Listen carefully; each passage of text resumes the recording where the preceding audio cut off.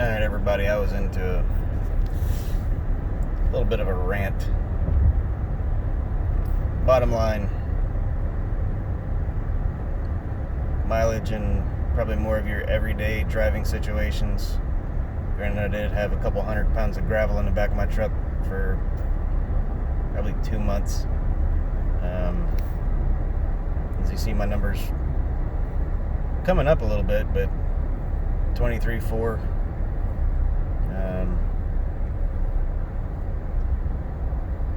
This blasted construction zone and idiots up here.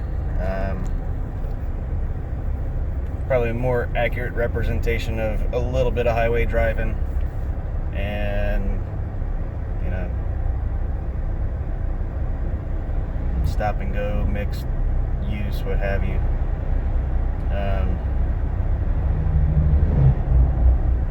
The 10-speed transmission, I'm going to say I'm oftentimes in disagreement with what the truck wants to do with the 10 speeds.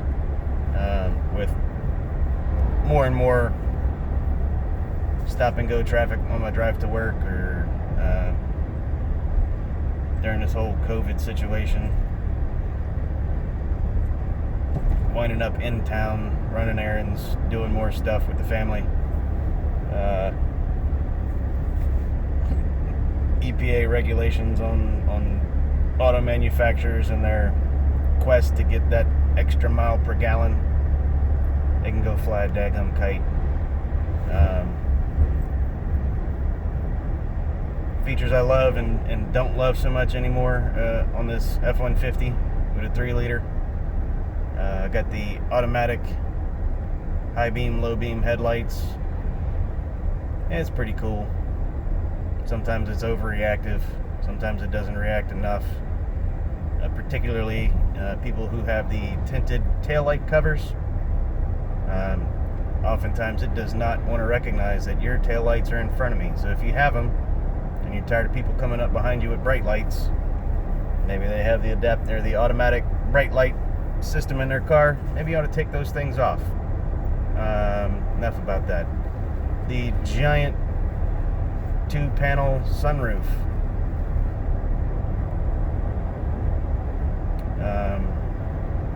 It's been a good while, and yeah, I need to make an appointment for it. Actually, that reminds me, because I got a letter in the mail. The 36,000 mile, however long warranty. If you look at my clock, I'm 32,000 miles in. But for the last, I'm going to say 6 months, 95% or better of the time, I go to open the 2-panel sunroof. Sucker won't open. It just clicks and won't retract. Sometimes it's just, pop the little vent, close it, click the open button, and it slides back. Other times I've fiddled with it for better than 20 minutes. Open, close, vent, close, open, close, vent, close. Freaking won't open. If you have a particularly nice drive in or commute to work and you got an hour in the truck, you want to enjoy the nice weather, I'm going to say that's a frustration when you can't get a daggum thing open. But I'm quite opinionated about automatic transmissions.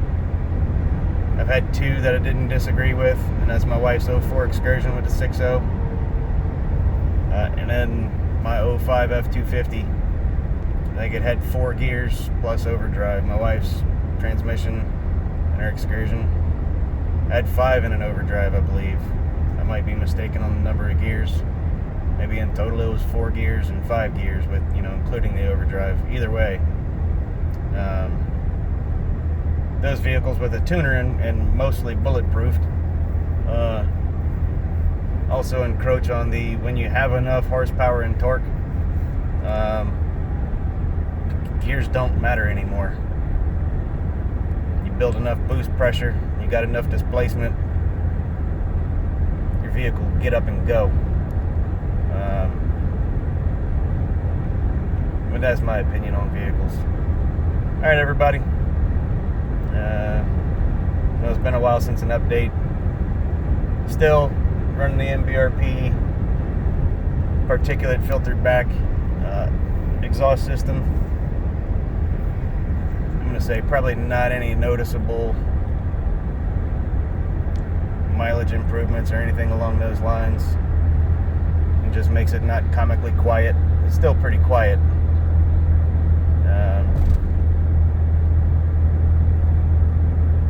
Still no intake, still no tuner, obviously. I want to stay within what won't void my warranty.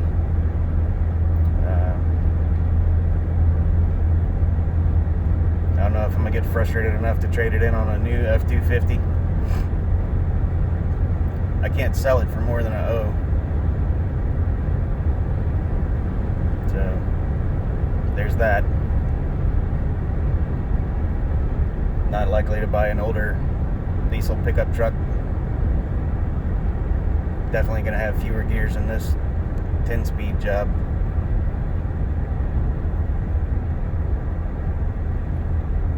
For your average needs, if you don't have a particular disagreement with automatic transmissions and you're just, as long as it gets you from A to B, this is a phenomenal truck. For car folks who enjoy, vehicle I traded in for this was a 2013 Challenger RT with a 6-speed. That sucker, if it was in the wrong gears, because I didn't put it in the right gear.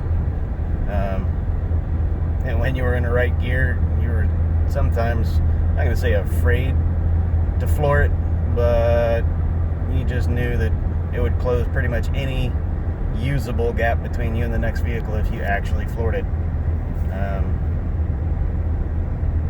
When the car keeps you from trying to see all it has frequently, if you're sometimes want to be a performance guy, that keeps a smile on your face. This thing with 10 speeds and I'm going to say a little anemic on the power side, you can floor it and you're like, okay, when are you going to knock my socks off?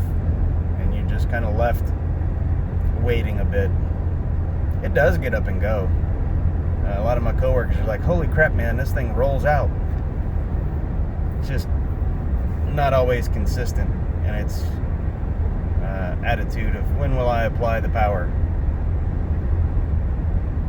But enough of a rant. See y'all next time.